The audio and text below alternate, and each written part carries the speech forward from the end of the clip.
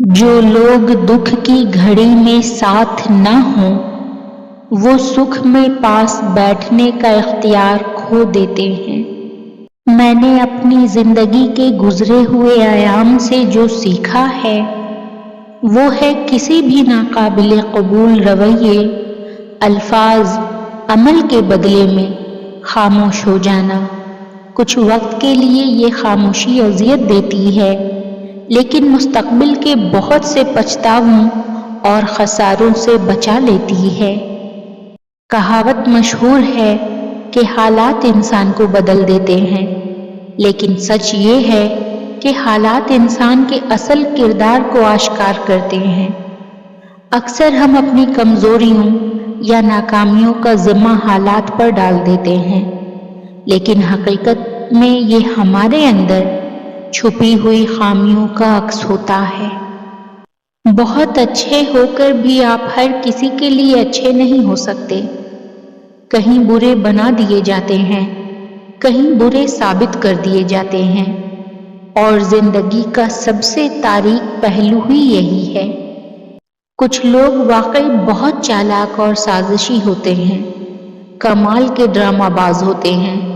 وہ آپ کے ساتھ جھوٹ بولتے ہیں، دھوکہ دیتے ہیں، آپ کے ساتھ ہر طرح کا برا سلوک کرتے ہیں، اور یہ سب کرنے کے بعد بھی آپ کو ایسا محسوس کرواتے ہیں کہ یہ سب آپ کی غلطی کی وجہ سے ہوا، اور آپ کو آپ ہی کی نظر میں برا بنا دیتے ہیں۔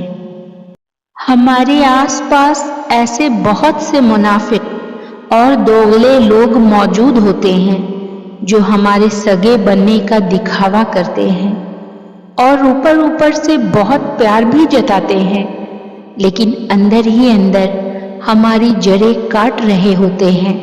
تم نے گرتے ہوئے پتوں کو تو دیکھا ہوگا، اپنی ہر سانس وہ ٹہنی پہ گنوا دیتے ہیں۔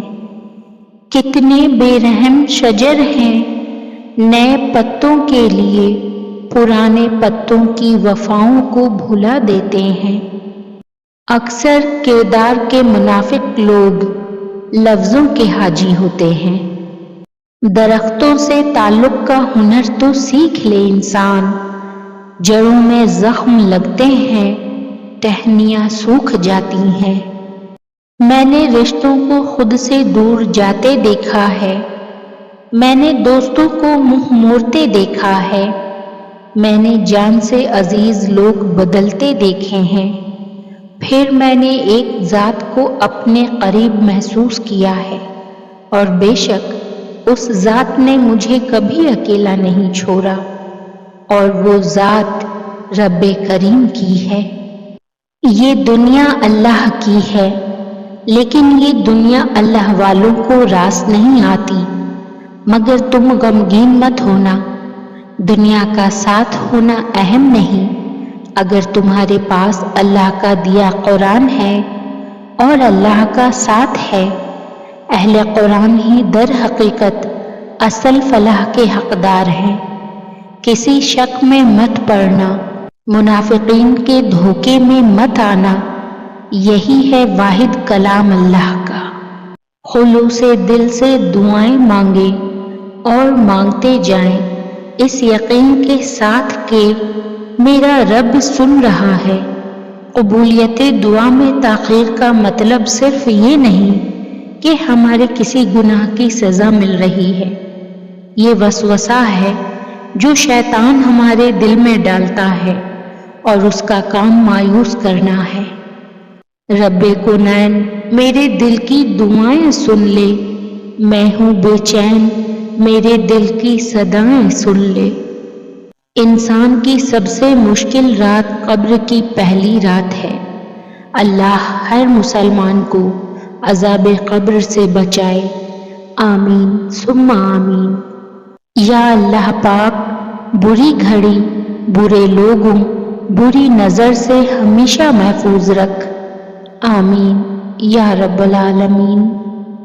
اللہ رب العزت مجھے ہر شر، مرض، قرض، رسوائی، نظر بد، حسد، تنگ دستی اور ناگہانی آفات سے محفوظ رکھے، آمین ثم آمین یا رب العالمین۔